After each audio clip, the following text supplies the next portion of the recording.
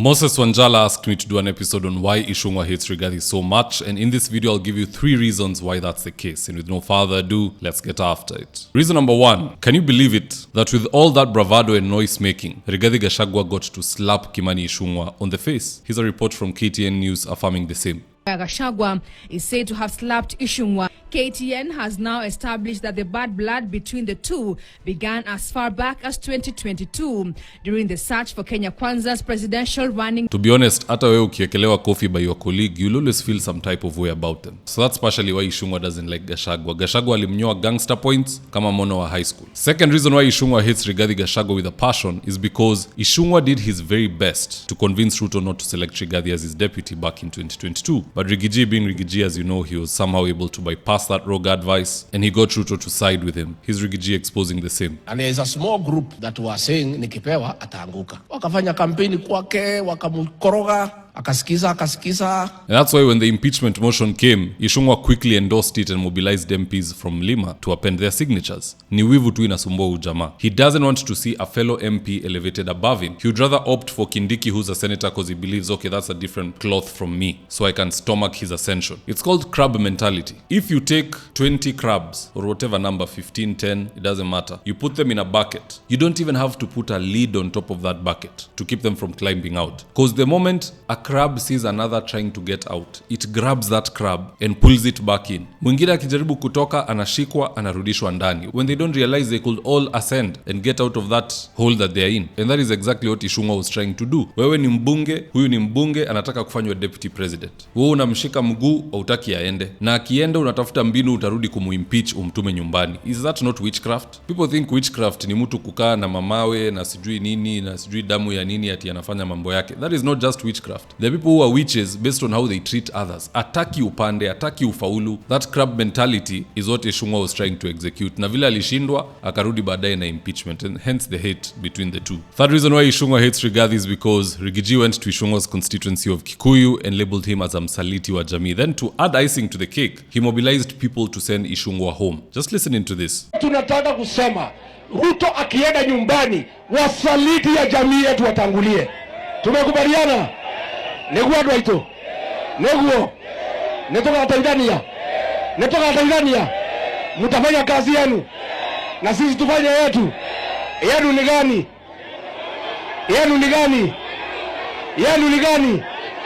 Yenu ni wasaliti. Wasaliti wote. Si mnawajua? Hawa wabunge wetu tunachekelewa pale bunge na jamii zingine. Ndio watu peke yao wanaumiza watu yao.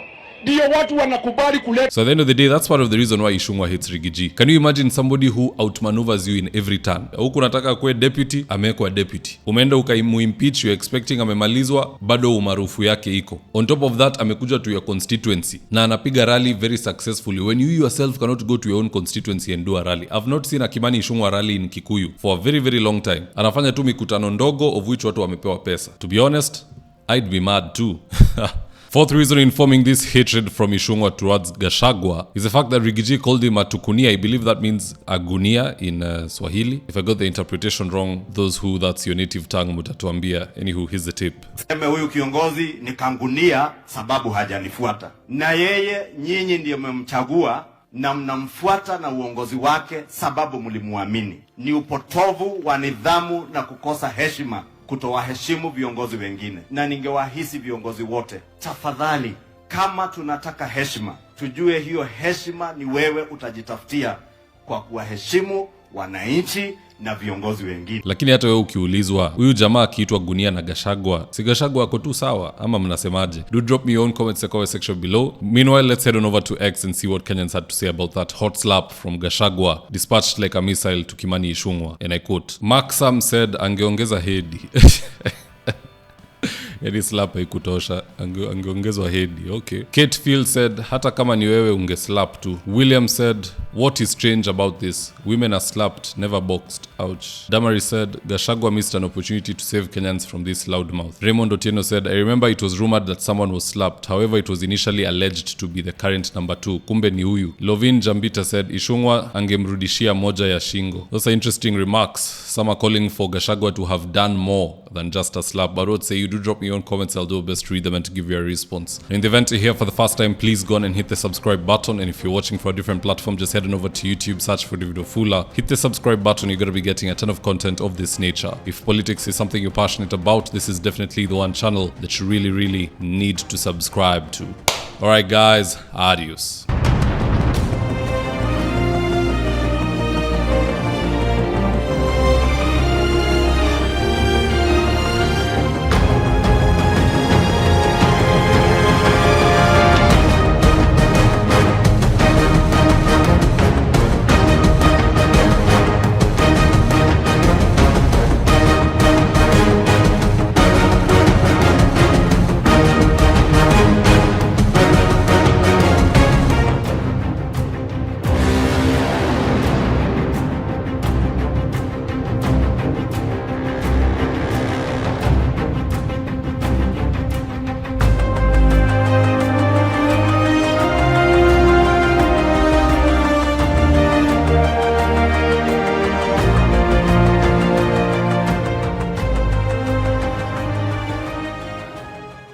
Thank you for choosing David Wafula as your primary news platform.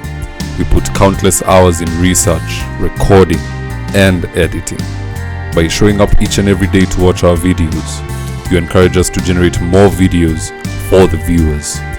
We are on a mission to inform, educate, and build a better tomorrow.